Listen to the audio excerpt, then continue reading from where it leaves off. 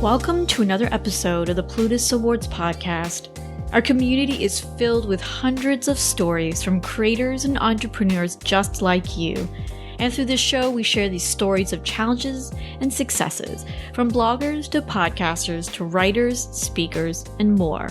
Today's guest is Natalie Torres-Haddad, an international award-winning author, educator, and bilingual podcast host of Financially Savvy in 20 Minutes. We talk about why representation still matters, one of the reasons why Natalie stopped hesitating using her Latina identity in her marketing, how she stands out without being a token, what she does to help lift others up, and her goal with her new portable podcast recording studio.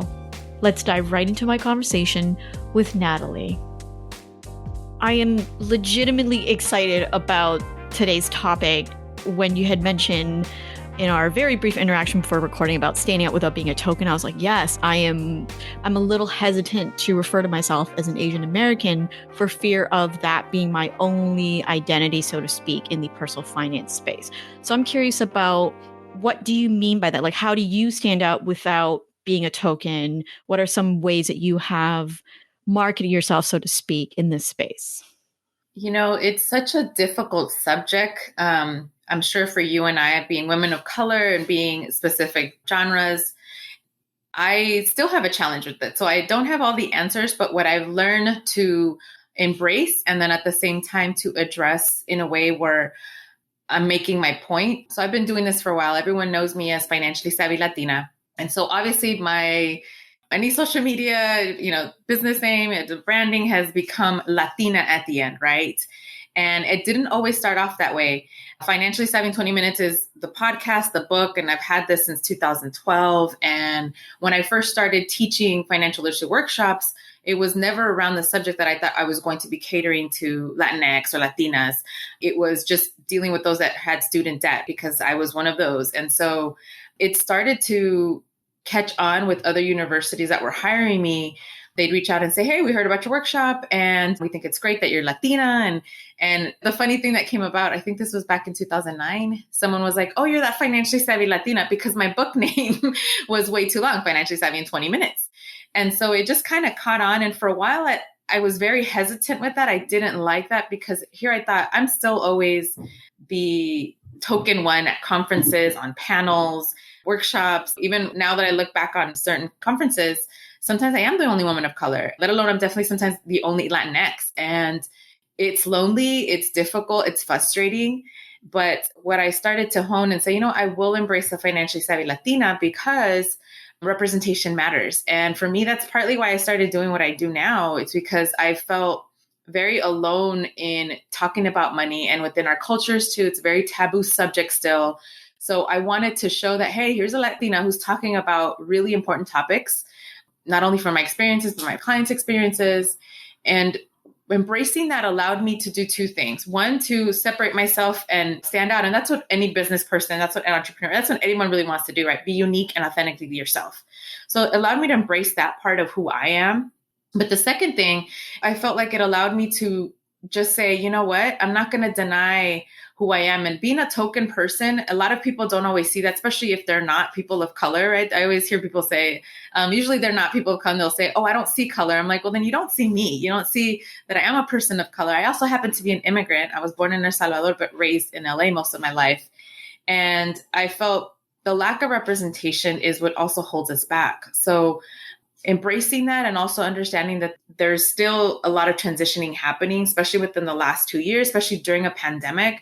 Now people are starting to really understand that there's struggles within AAPI community, within Latinx, within Black and Brown communities, especially for Black Lives Matter movement. And so at the end, I think it's still going to be a long road. I am a very positive, happy person, you could say, and optimistic, that I think one day I won't have to feel like, you look at a conference call or with all the speakers and then you're like, oh, there's the token person again, that one person that feel, hey, we have some kind of diversity. And I want it to be where you could see half, right? Where it's half women, where it's half people of color, where it's not just a specific amount. And I know it's a long-ended question because, like I said, it is still a challenge. But it's allowed me to embrace who I am, not feel embarrassed. And I kid you not that I think I get more work now because people see me as yeah, she is different. She brings a different perspective, but it also allows me to stand out just a little bit more compared to someone else who most likely didn't have my challenges. And I always think about my dad. He used to tell me this right when I got my first promotion, when I usually worked in all male industry. And I remember crying. I was in my early 20s. I came home, I got promoted in this really great job and above some male colleagues of mine that had been there a little bit longer. I told him, I go, they're making these comments and they're joking, but, it's hurtful. And he said, because you're a woman, because you're a person of color, because you're an immigrant, you're going to have to work 3 times as hard just to be considered an equal. And so for me, it's definitely more work, but it's worth it. Right. I mean, yeah, I don't expect you to have all the answers, I think. That's impossible, right? Yeah, I wish I did. Yes, of course. I wish we had them. Yes. Tell me some of the challenges you're still working through right now as it relates to the idea of tokenism, like especially when you're at conferences or maybe you're on a panel and you're the only woman of color, so to speak. Yeah, the biggest challenge I see, there's many, but the first one is when I speak on my behalf, I'm speaking on my behalf, right? I can't speak for all Latinas. I can't speak for all Latinx or people of color. But that also comes with that responsibility and that privilege that I have on my platforms where people want to know, like, oh, and that's happened, especially this last year in the pandemic. A lot of my white female counterparts reached out to me privately and asked me a lot of questions that they were obviously embarrassed or nervous to talk about. One, I was happy they were doing that because then obviously they were really wanting to help and become an ally.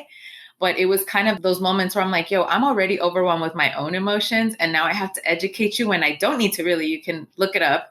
But it's important that the challenge that I think I'm still struggling, which many of us do, especially people of color, is we don't have all the answers. We cannot represent every single group. And I'm a woman from Central America. I actually come from the smallest country in Central America. And it's a very different experiences from other Latinx communities. Specifically, like I live in LA where predominantly there's a lot of Mexicans, but I'm also an immigrant refugee. People don't really know the story of El Salvador where there was a civil war for 13 years. And so we come from traumatic experiences here in the States. And so obviously my perspective is different. And when you're a first gen, there's all these different challenges that pile up. It's not just the one, but being a person of color, I think that's a big challenge for me because it also unfortunately adds on to the imposter syndrome. I get flack, especially on my social media, whenever I talk about gender wage gap, Latina equal pay day, which we're still getting paid the least amount compared to white male counterpart. It's this year, I believe it came up to 56 cents per dollar.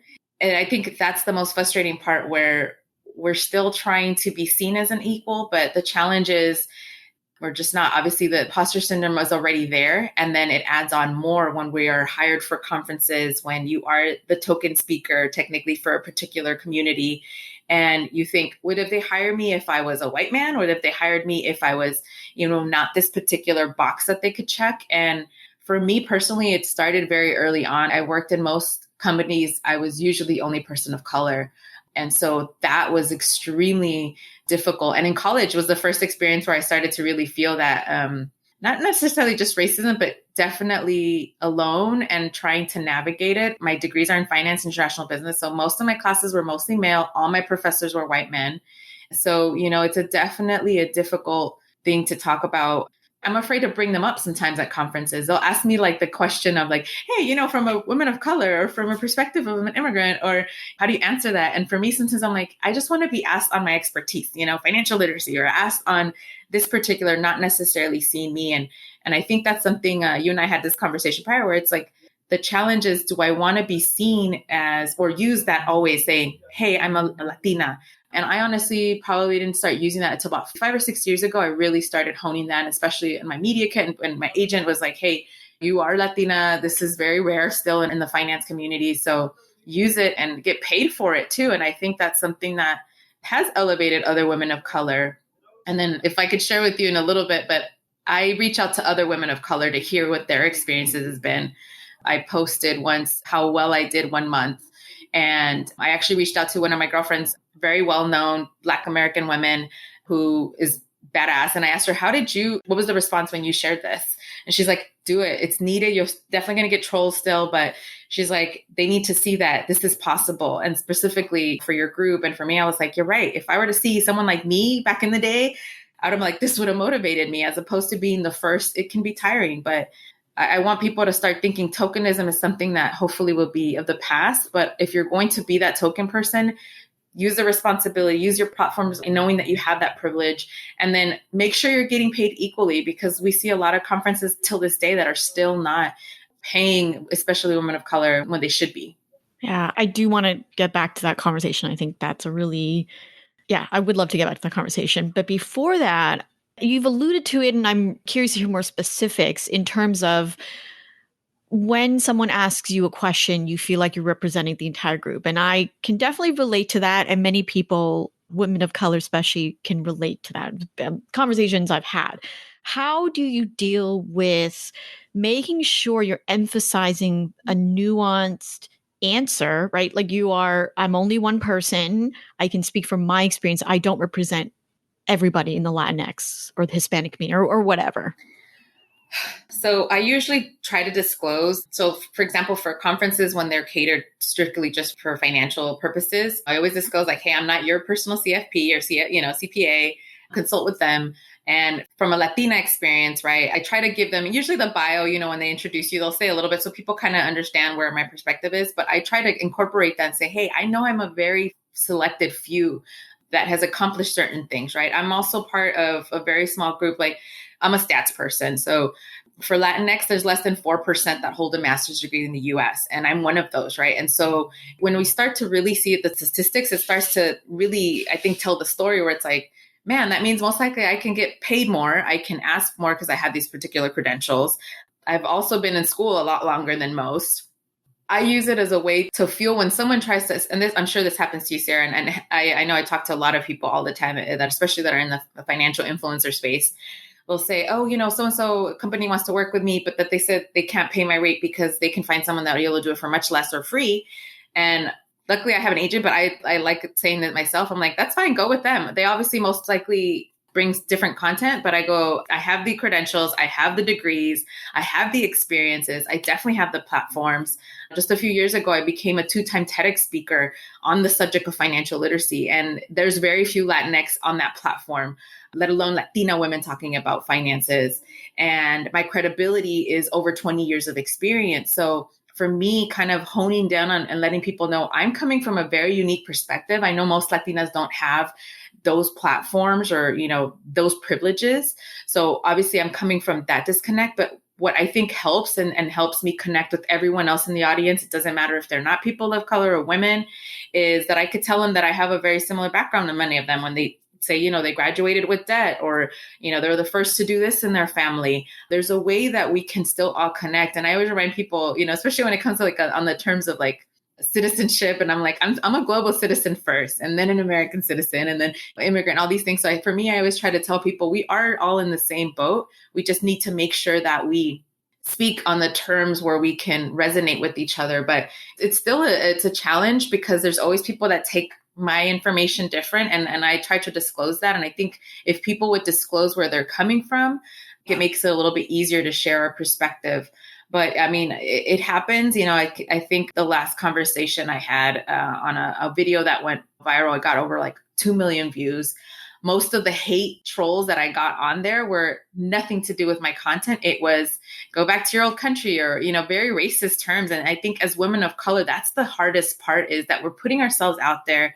We're also proud of our heritage. And I think about that. My mother, my grandmothers, they're both passed, but I think about when I'm about to speak in the room, and if I am the only person or the first to do this, I'm doing it for them because they sacrificed so much to give me what I have today.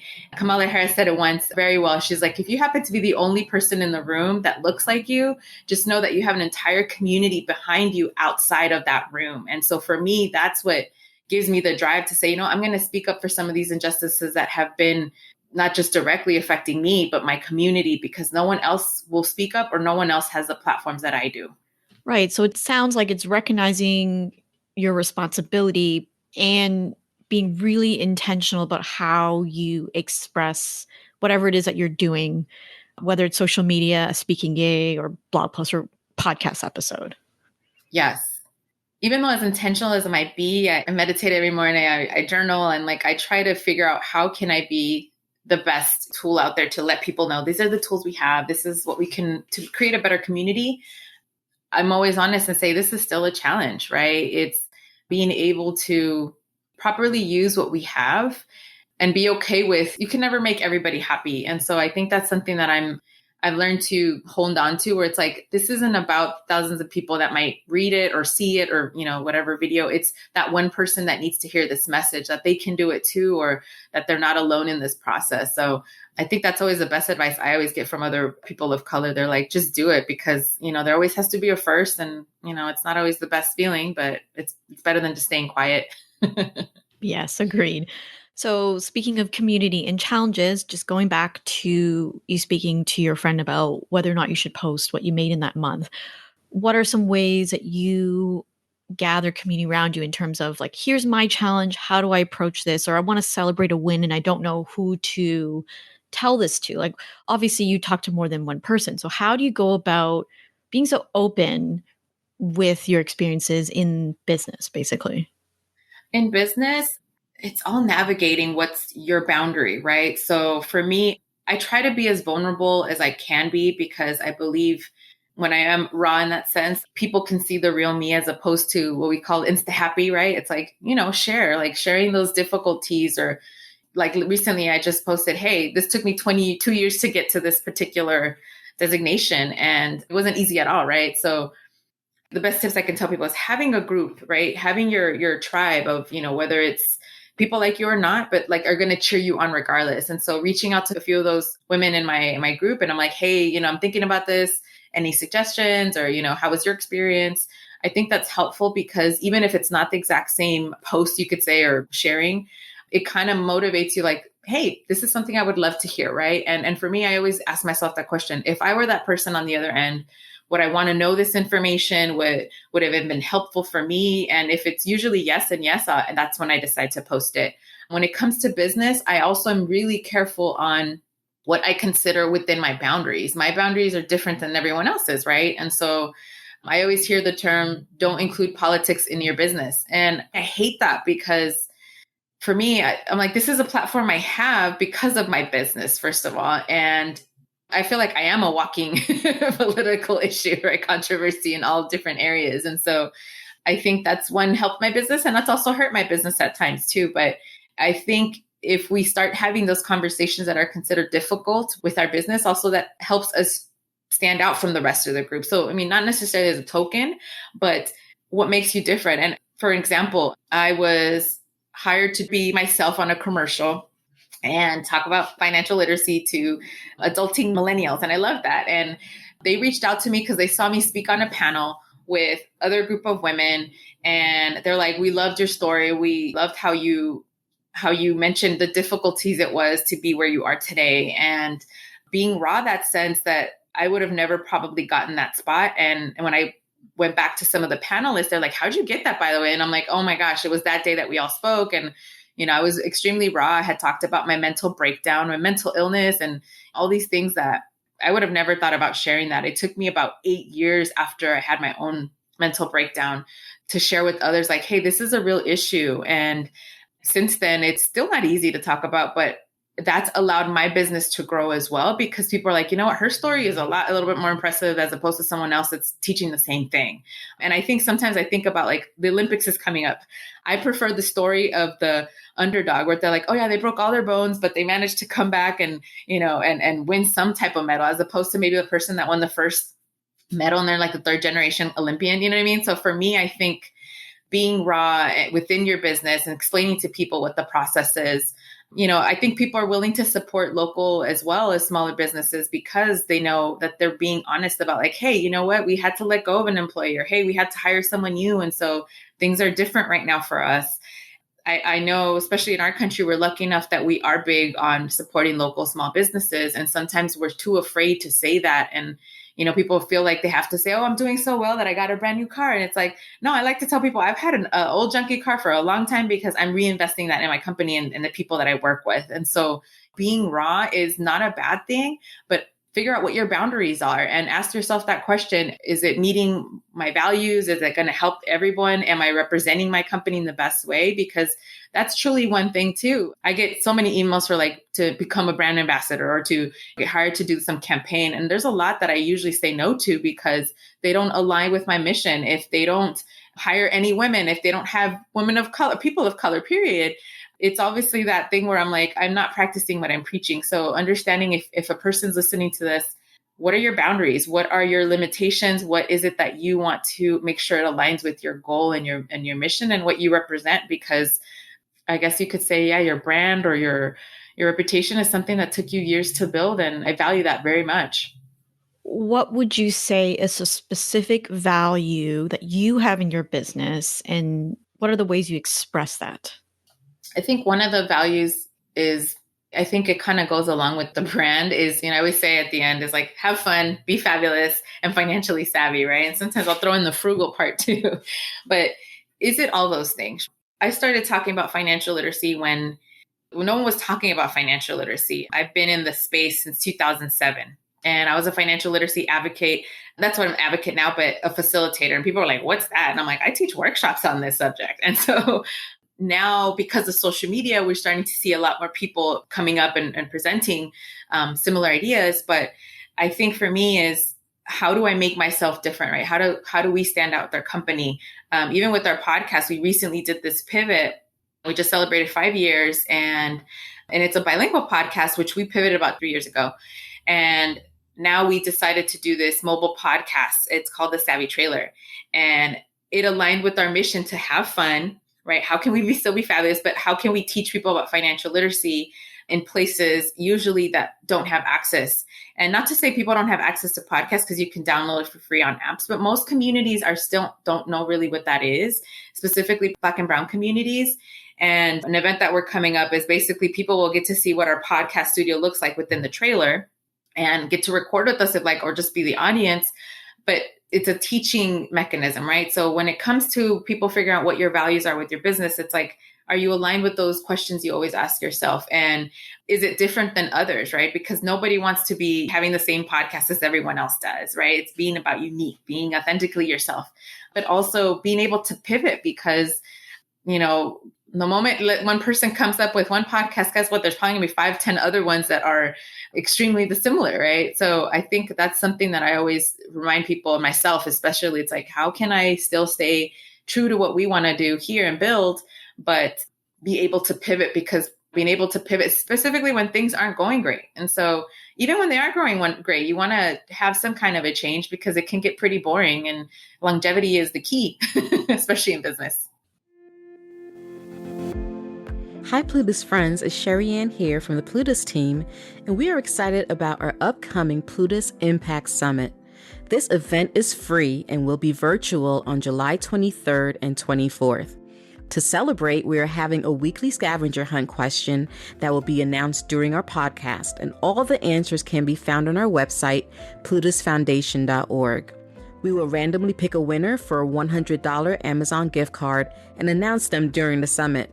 To enter, you'll need to follow us on our social media accounts and register for the summit. And even if you can't experience it live, you'll have access to all the great replays. There will be a link in our show notes for you to give your scavenger hunt answer and a link to register for the event. This week's scavenger hunt question is, who was the winner of the first Plutus Award for Best Personal Finance Blog for Generation Y or X? Good luck, everyone, and we look forward to seeing you at the Plutus Impact Summit. I do want to get back to this podcast studio trailer because it's super interesting. But first, what I'm really getting here is a sense of you ask yourself a lot of questions relating to your business and your career in general. So how often do you reflect on these questions, and what are some signs that okay, it's time to make a change? Honestly, weekly. Right now, I think it's easier to say that during a pandemic because we have more time to think, even when we don't want to. But it's important to reflect every week. And I don't know if for those that are listening, but if you have employees, if you work with other people, obviously in your company, for me, I always say weekly because I have at least a weekly call with somebody, right? Somebody that works with me, one of my employees, one of my co-hosts or someone. And we talk about like, what is it we want to see within the next month? And especially if a new opportunity pops in, like if there's a new campaign or if we're getting hired to do something else, that's constantly evolving. And sometimes we get these opportunities that happen really quickly. For example, I was recently on Hoy Dia, which is like Good Morning America, but in Spanish for Telemundo. And that opportunity came up a couple of weeks prior. So it's like, okay, preparing for that and kind of changing all these things to make sure cater to the particular interview. It takes time, right? But it also sometimes it has to happen quickly. So I always tell people if you can do it weekly, and it depends where you are in your business too. If you're starting out, you're going to be possibly thinking about these questions daily. But once you have more of an establishment as far as like a system going, what your brand looks like, we're kind of rebranding a little as well, because now we've incorporated this new element of the Savvy Trailer within Financially Savvy in 20 Minutes is the name of the podcast, right? So I think I always tell people it's like, take your time as you grow, because I think what I've seen is, sometimes people are like, oh, I'm so quick, especially social media. That's the cool thing about it too, where you could just start up a business quickly. But if people feel like they're going to do everything all at once, then things fall short. Right. And so, sometimes I'll say people like, oh, I'm coming out with merchandise already. I'm like, you've only been around for a few months. Chances are you're going to have to probably change your name if you haven't gotten everything trademark and all that stuff. Or you're going to say, I want to incorporate something else, but it limits me. So it's like everything evolves within years. My first book didn't come out till 2 years after I started doing my workshop. That was in 2012. And then the podcast didn't come about until 3 years after that. And everything that starts adding up, it's because it's taken time to create. And I don't know if you want to be the jack of all trades. I don't mind being that because I feel like it's more fun that way, but it's also takes some time to create certain teams for each group. It's extremely difficult doing everything by yourself. I'm lucky now I don't do a podcast by myself. There's 3 of us. And so it takes up less energy to, fulfill some of those needs. So those daily questions might turn into eventually weeks. And then hopefully, depending how you grow your team. And when you're growing your team too, when you bring on a new person, like I'm actually bringing on someone new at the end of the month, I'm already scheduling like, oh, I have to introduce them to everybody. I have to introduce them to what we're doing and explain. And so you're changing your system a little so they know what they're getting themselves into, right? So they also know what they're representing. So it all depends what stage of life you are in your business. But I always think the startups are sometimes a little too quick to say, oh, I'm going to do this now. Where it's like they haven't even established one thing. And so little by little, you kind of figure out how you go. And it all depends. Like if you're a planner, if you organize, that kind of things will help you keep in alignment with what you want to do with your business. Right. So it sounds like, okay, I want to make sure that I have my values and my mission, and then I just continually ask myself, is it aligning? Is it not? And maybe the specifics of what's within the business can change, but where your values are and what your goals are, maybe like remain constant, so to speak. Yeah, absolutely. And being able to go back and reflect on each of those maybe changed items or, added, especially if you're doing different platforms, does it go back to that original purpose? There's been a couple times where there's specifically 2 campaigns in a few years that I'm like, I look back and I'm like, I probably wouldn't have done that if I would have made sure I was sticking to that purpose. But I learned from that because then I'm like, I know I'll never do this particular part of that campaign because it didn't really jive with what we were doing. So I think it's important to kind of always being able to reflect to that, because then it'll help you kind of navigate where you want to go next. Right. And I'm assuming that's how this Savvy Trailer, podcast trailer came about. Yeah. If it wasn't for the pandemic, I don't think I probably would have waited 1 more year to have done it, but at least because we were actually already planning this a little over 3 years ago. And so when the pandemic hit, it was kind of like, it's time to pull the trigger. Let's fast forward a little bit. And I kind of felt like a lot of us during a pandemic felt like carpe diem. We're like, life is short. And unfortunately, I lost family and friends to COVID. And so you kind of start to think of like, what do I want to do now? Because in case I don't have tomorrow. And that was one of the reasons why we really said, okay, let's do this. But the opportunity started to happen. And so I think that's one of the things that kind of helped us to move forward. And because we're all kind of cooped up at home, but we still want to be safe and, social distancing, that's kind of how we came up with, how can we make this outdoors? And the trailer does, half of it opens completely up. So there's one wall that's not there when we're live. So people can see, as an audience, see us record. And the cool part is that we have this event coming up June 12th. Kids will get to come in and do an interview with us. And so they can see how it is to be a podcaster. I'm from LA. So we used to have a children's museum that had like this really cool setup on what journalists, look like. They had the TV screens, and then you had the, everything that you need, and you'd pretend you're a journalist. It's no longer there anymore, but what a cool experience for us, because as kids, we got to kind of have that moment. And so that's what we wanted to do with this podcast, where people can see what the inside of a studio looks like, what kind of equipment are people are using. And for marginalized groups, we don't necessarily have access to. In LA, we have studios everywhere that we can rent out. I mean, not necessarily because of pandemic, but we wanted to make it affordable and to be able to literally move it across the country for spaces that don't have a studio podcast available for recording. So we're so excited that we are the first to do that in podcast history. And as women of color, that's like a huge deal, because for those that don't know much about podcasts, when they first started, it was predominantly all white male. And so we wanted to see ourselves more in this space. And we're growing within podcasts, but I think that's really cool to see what we need to do. And what's your long-term goal that you hope to achieve with this? The long-term goal is bring awareness of financial literacy first and foremost. Most of our interviews are with self-made millionaires or just people that are extremely successful in their field. And then to have that spark or that little seed for those that want to create their own podcast and understand that it doesn't have to be extremely expensive to do so. I've seen other trailers to say that we're actual campers or VWs, but ours is the Savvy Trailer. Check it out on IG. It's the Savvy Trailer. It's never done before type of trailer that we've converted. And so that's part of what we wanted to do, is kind of open the mind to the people that, hey, you don't have to copy someone else that's done something. You can create something from literally anything. And so our hope is to ignite that fuel for someone else that either wants to create a podcast or wants to pivot in their business. Just because you're changing or pivoting doesn't mean that it's erasing everything you've done. If anything, it's built onto that. And I think that's one of the biggest things that I'm really grateful now, especially surviving a pandemic. I've met and know a lot of business owners that had to close shop for months at a time. A few of them never reopened. A few of them had to merge with other companies just to stay afloat. And I'm extremely grateful that I'm at that place with people that I work with and partners that we are sponsors as well, that we can work with, because it's taken years to build that, not just the relationship, but where we are today. And so I always, that's the pivot. I think that's what we want to see in the next few years, is that we can be in different states, different locations that maybe don't have access to podcast studios, but want to see what it looks like and be able to create some of that representation, because it does matter.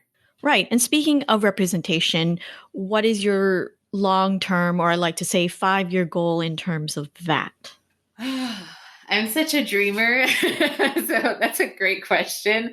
Just having this conversation with you, I think that's exciting. Right now, we're, talking a lot about not just the Black Lives Movement, but the importance of AAPI, right? So having these representations, it always be positive, right? And so for me, in the next 5 years, my goal is to be able to be a part of conferences, continue to be part of conferences that are going to be diverse and not just have me as the token person, right? Because we have to practice what we preach. And I think the next 5 years, what I've been doing already is bringing people, at least 1 or 2 other people of color, and having them on my panels, platforms, and conferences. And they sometimes ask, like, hey, would you like to hire someone else that, could be on this? And I absolutely think of a specific person, right? And so I've opened so many doors for other people that have never either gotten paid to speak or had never thought they'd be on a specific platform.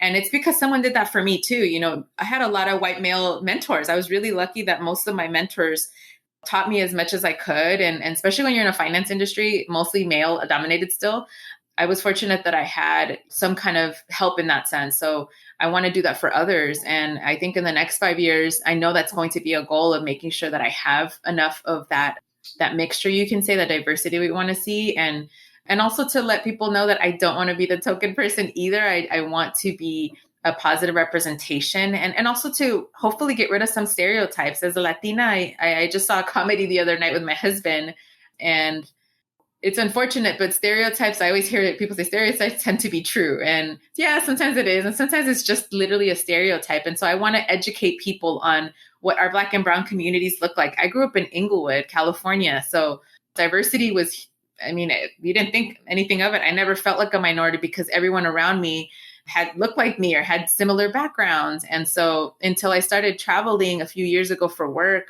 in the Midwest and the East Coast is when I saw less and less of me. I remember a few cities, particularly, flying in small towns, and literally I was the only person of color that you could see from a mile away, and people are just staring at you. And it's a weird experience. But, I always remind myself I'm here because, I'm an expert in this particular field. That's why they hired me. And it was great. I got great feedback from, those that hired me too, because they're like, oh, you're the first woman that we've hired, or first, Latina or person of color. And, we're so excited to have more of that representation. So in the next 5 years, I hope to open up those doors for others as well, because when we share our platforms, when we shine, we all grow. And so I want that to be a community. And another element is in the next 5 years, our podcast is right now strictly bilingual. So it's Spanish and English as well. We wanted to move it into 2 other languages. My co-host and I, my basic French and Mandarin, she's fluent in both. So all 4 actually, technically English and Spanish well. So we want to be able to use some of our languages that we've learned along the way to make sure that we are representing different types of community. I come from a very diverse family. We have Pacific Islanders, Asian American, Afro-Latinas, like we are mixed. And so I think it's important to be able to address some of those things because we no longer just sit into one category. And so breaking some of those stereotypes, I think will be helpful for all of our communities, because unfortunately, I see that especially amongst women, sometimes it's only a Black conference or Latina conference, or they say it's an inclusive conference. Yes, it's predominantly white women. So I think that's one of the next things I want to see in the next 5 years is bringing enough people along with us in the ride. So Natalie, before I let you go, where can everyone find you and all your amazing work online? Oh, thank you for having me. So the podcast, the book, everything, the website, as well as Financially Savvy in 20 Minutes. We also have an IG account, The Savvy Trailer. I'm also Financially Savvy Latina. Been Savvy on Twitter, but everything else is Financially Savvy Latina. So we appreciate you guys if you reach out too. I hope you enjoyed today's episode. Let's take a look at some lessons we can learn from my conversation with Natalie. Lesson number 1 is to get clear on your branding to help you stand out.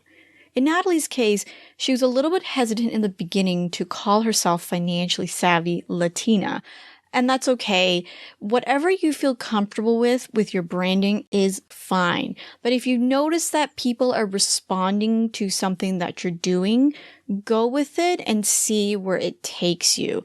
Even if it means talking about the fact that you are a woman of color, you're a very young dude that is really great with travel, whatever that is, lean into that. Lesson number 2 is representation matters, even if that means supporting your, air quote, competitors. And for Natalie, she was often the only Latina in a panel or even at a conference. And so for her, it was really important to ensure that she brought as many voices as possible into the space. And so that could mean for you referring others to gigs that you may not be the perfect fit for, or let's say you're in a panel for a speaking gig, you can also recommend some other people, or if you're a freelance writer, try to quote people that you feel would really offer something to the space. Lesson number 3 is to talk with others who have similar struggles regularly for moral support, especially if you are the only person in the space that's like you. Again, going back to Natalie's example of being one of the few Latinas in the personal finance space and often be the only speaker who's Latina in a conference or wherever that is, it can be really important to talk to others who are going through something similar, especially if you feel discouraged in your business. I know that's personally helped me a lot when I'm struggling with, let's say, client work or trying to brand myself and move my business to the next level. So think of who you can talk to, whether it's a paid mastermind group, an informal mastermind group that's free, or you have a catch-up call with a fellow entrepreneur every once in a while to see what's going on in both your respective businesses. All right, that's it for today. Thank you so much for listening to the Plutus Awards Podcast. If you're interested in collaborating with other financial bloggers, podcasters, influencers, and more to chat about your work, interests, ask and answer questions, come join our Facebook community. Search for Plutus Community in the search bar or head to facebook.com/groups/Plutus Community. We hope to see you there and get a chance to support you and your amazing work.